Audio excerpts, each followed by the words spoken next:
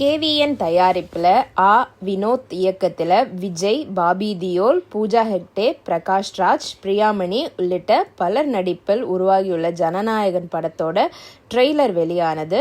ஜனநாயகன் படத்திற்கு இன்னமும் சென்சார் வழங்கப்படவில்லை என்கிற சர்ச்சை ஓடிக்கொண்டிருக்கிற நிலையில் படத்தின் டிக்கெட் புக்கிங் இன்னமும் தமிழ்நாட்டில் ஆரம்பிக்கலை. தியேட்டர் ஓனர்களிடம் 75% முதல் 80% வரை ஜனநாயகன் படக்குழு கேட்கப்பட்டதா திருப்பூர் சுப்பிரமணியம் வேறு குற்றச்சாட்டுகளை அடுக்கியிருக்காரு.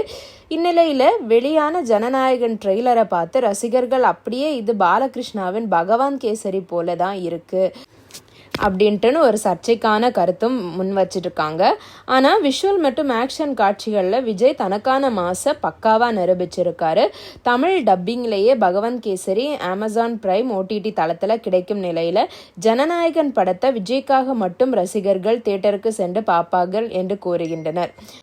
முன்னாள் போலீஸ் கைதியாக சிறையில் அடைக்கப்பட்டு விடுதலையான நிலையில் போலீஸ் அதிகாரி ஒருவரின் மரணத்தை தொடர்ந்து அவரது மகளை விஜய் வளர்க்கும் காட்சிகளும், ஸ்ரீலீலாவை எப்படி இராணுவத்தில் சேர்க்க பாலகிருஷ்ணா போராடுவாரோ அதே போல மமிதா பைஜுவை இராணுவத்தில் சேர்க்க விஜய் போராடுவதும் அதற்கு பூஜா ஹெக்டே உதவி பண்ணுவதுமாக கதை இருக்கு. அர்ஜுன் ராம்பால் உலகத்திலேயே தான் நம்பர் 1 ஆக வேண்டும் என ஒரு ப்ராஜெக்டை செயல்படுத்த நினைப்பது போல பாபி தியால் ஓம் எனும் ப்ராஜெக்டை அமல்படுத்த நினைக்க அதை விஜய் எப்படி தடுக்கிறாரு, மமிதா பைஜுவுக்கு கிளைமேக்ஸில் எப்படி வீரம் வருகிறது என்கிற கதைதான் ஜனநாயகன் என்பது தெளிவாக தெரிந்துவிட்டது.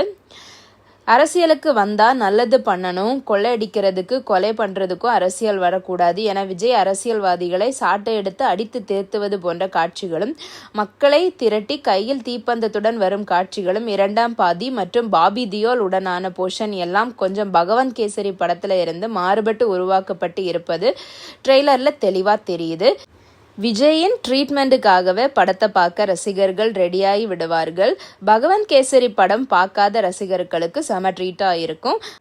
அந்த படத்தை பார்த்த ரசிகர்களுக்கு ஜனநாயகன் பலத்த ஏமாற்றத்தை தான் கொடுக்கும் அப்படிங்கிறதும் தெளிவாக தெரியுது. நன்றி.